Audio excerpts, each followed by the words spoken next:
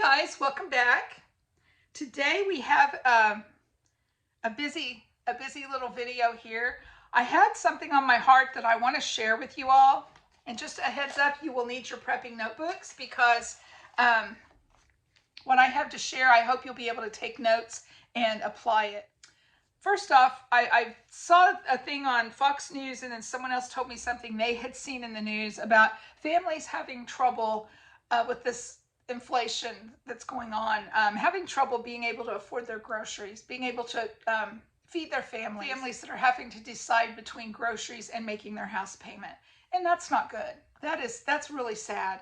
So, you know, I always show my hauls and I show the prices and I talk about inflation and how much this cost and that cost. But I think rather than just talking about it, it's time to get moving on it.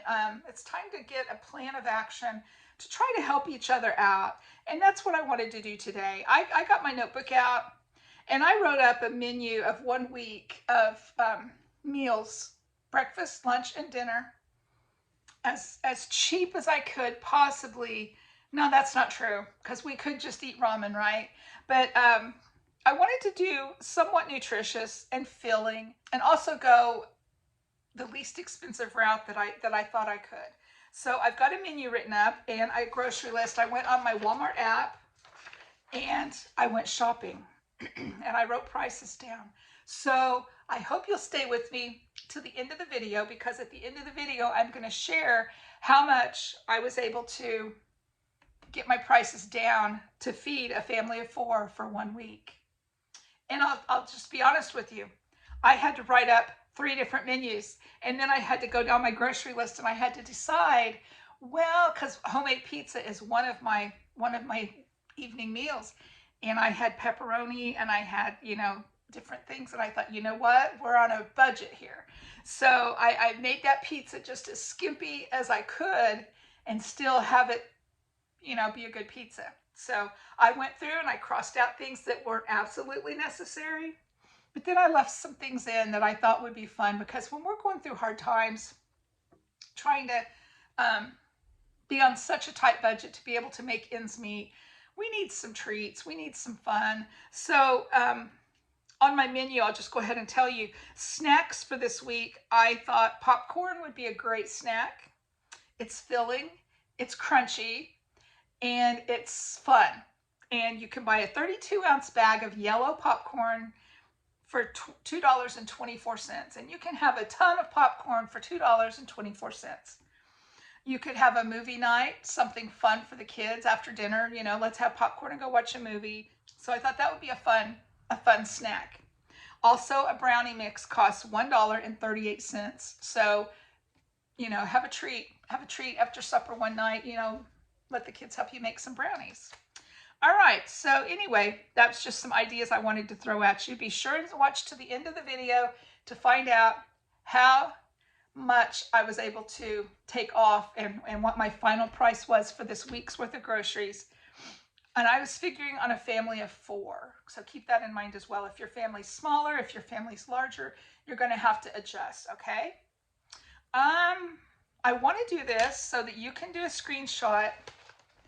Let me see if you can see my menu. Pull it out a little bit. There you go. There's my menu. So you could do a screenshot and enlarge it and be able to see. All right, on my menu, I make 3 columns. I do breakfast, lunch, and dinner. And then I number my days, 1, 2, 3, 4, 5, 6, 7. And that's how I set up a menu whenever I'm putting my ideas together. And I usually will fill in breakfast first, and sometimes I'll fill in the dinner first, because I like to use leftovers from dinner to create things for lunch the following days. So you do that however you want to. But for breakfast for this family, I thought pancakes. Pancakes are very filling, and you can get a 32-ounce box of pancake mix for $1.98 and a bottle of syrup for $2.14. So for pancakes, let me get my price list here. Oh, I don't see it there. All right. So anyway, for about $4, maybe $4.10, you can have pancakes. And I've got them down for 2 days this week. So that's about $2 and something for a breakfast of pancakes. Day 2, I wrote down muffins because you can get the Martha White muffin mix, blueberry, strawberry, different muffin mixes. They come in a little pouch at Walmart, and each muffin mix is $1.08, I believe it was. Yes. Day 3, egg sandwich. An egg sandwich will give you protein, and you can fix that however you want. If you don't want an egg sandwich, fix scrambled eggs and toast. But the idea is eggs and bread for your carbs and your protein for breakfast that day. Day 4, PBJ, peanut butter jelly, on-the-go breakfast. I've incorporated that in as well. Day 5 is pancakes to use up the rest of the pancake mix that you bought for day 1. Day 6 would be jelly and toast, or you could do cheese toast or peanut butter toast or just whatever, but toast is a good breakfast. And then day 7, I wrote French toast, and that would be thinking about using up leftover bread that might be going stale. You need your bread, egg, and just a little bit of milk. So I thought day 7 would be a good day to have French toast. Okay. And then for lunch on day 1, I wrote grilled cheese.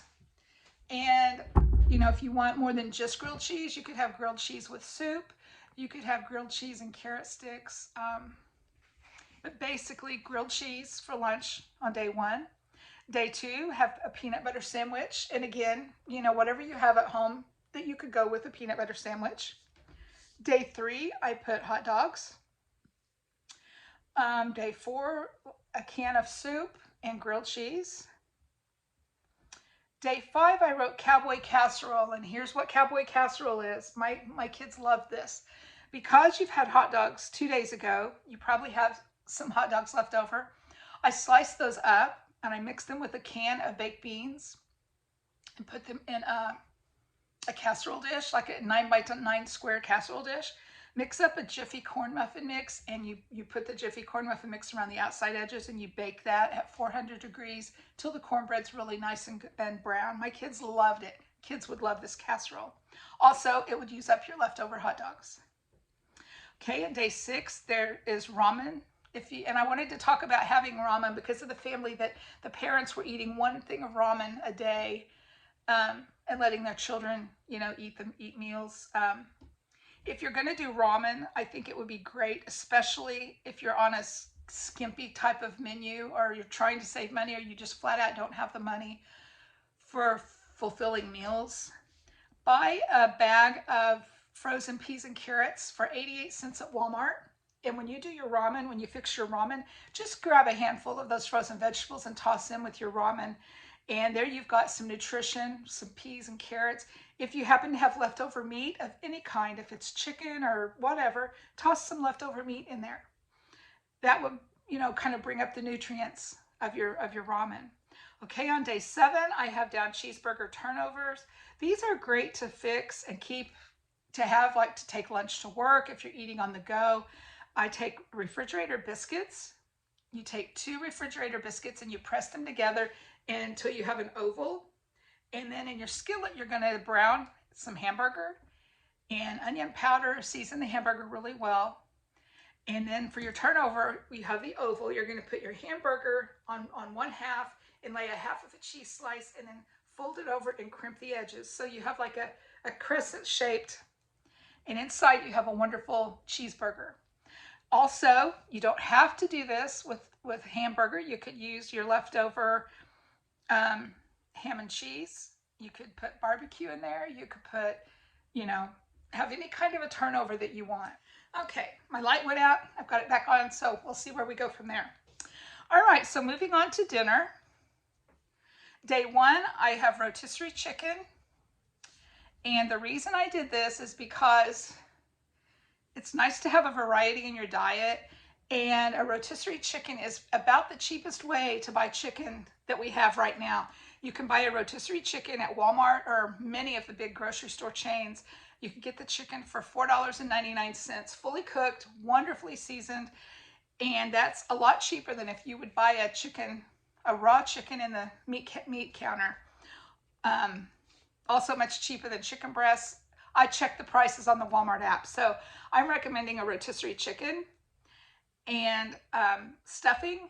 You could get a box of stuffing mix for 95 cents and then a canned vegetable. And that's a really nice meal. Try to save half of the chicken, or even not quite half of the chicken, because later in the week you're going to fix chicken salad with the leftovers. So you're going to get 2 meals from the $4.99 chicken. So that's like $2.50 a meal for your meat. And that's not bad.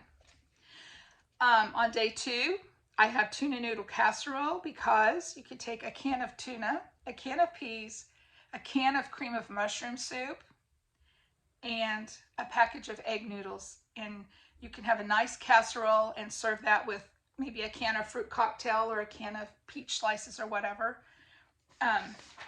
The cost of a tuna noodle casserole is $3.05, and that will easily feed a family of 4, and you might even have some leftovers out of that. Then day 3, you're going to have chicken salad.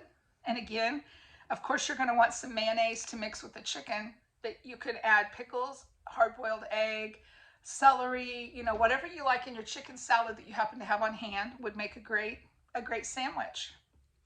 Okay, day 4, I have beef stroganoff. And here's something else I wanted to talk about real quick, because I do have some of these recipes with hamburger, and hamburger is expensive right now. But I took, and what I've done in the grocery list is bought 1 pound of ground beef. And you're going to take that 1 pound of ground beef and you're going to divide it into 4 meals, okay? So as soon as you bring it home, divide it into 4 equal parts and freeze each part in a Ziploc bag or any airtight container.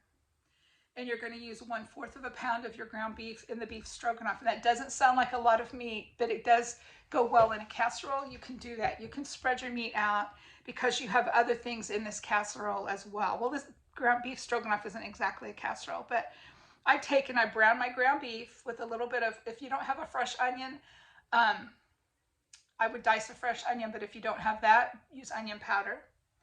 You can use a can of mushrooms if you have it. If you don't put it in there. I didn't count on that with this because we're saving money here, right? So I brown my ground beef. I mix in my mushroom soup and a little bit of sour cream. I cook the noodles according to directions, and then I serve the noodles with the stroganoff on top, and then I would serve that with a canned vegetable. Okay, day 5 is spaghetti, and again I use 1/4 a pound of hamburger for the spaghetti. Day 6 is tuna patty, macaroni and cheese, and a canned vegetable. Day 7 is homemade pizza, and I chose homemade pizza because it's very versatile. It's fun for the kids. Everyone loves pizza. You could buy a pizza crust mix and 72 cents, and I think I put down 2 just to make sure you have enough. A jar of pizza sauce is $1.12, and then a package of mozzarella cheese is $2.58, and I've allowed 1/4 a pound of hamburger for the pizza topping. Now, anything beyond that, you would have to decide, but here's a good idea. Go through your fridge. Check out your refrigerator for pizza night. Do you have any, like a partial green pepper that needs to be used? Chop that up and put it on your pizza. Same with onion. Any like ham dice, or if you have a couple of slices of bacon that need to be used, cook those up and crumble those on top of your pizza. Of course, there's pepperoni, but that does cost, that adds another $2 and something to your grocery bill. So think about that when you go to make your pizza, what kind of toppings you're going to be able to find to put on your pizza. If you don't have any and you don't want to add the expense to your grocery bill, just fix the pizza with cheese on top. That is great as well. So those are my meals for 7 days: breakfast, lunch, and dinner, and the snack. Now, I hope you've stayed with me to find out the price, the cost of all of these groceries. And I did make a grocery list. I went on the Walmart app and I did my shopping, and I made out a grocery list, and my total for 7 days, 3 meals a day, was $66, exactly $66. So I hope that brings groceries a little bit more affordable for families. I hope you appreciate these ideas, and I also am going to ask a favor from my subscribers or anyone that's watching my video. And if you're watching my video and you're not a subscriber, please subscribe. My channel's growing and we're so excited about that. I hope that you guys, if you have any ideas, leave them in the comments below, because that would help people who are struggling to make ends meet, struggling to be able to afford groceries for their families. Let's get in there and help them out. Let's give them some ideas for nice, healthy meals that are still affordable. That's all I have for you today. Thanks for watching, and I will talk to you soon. Bye.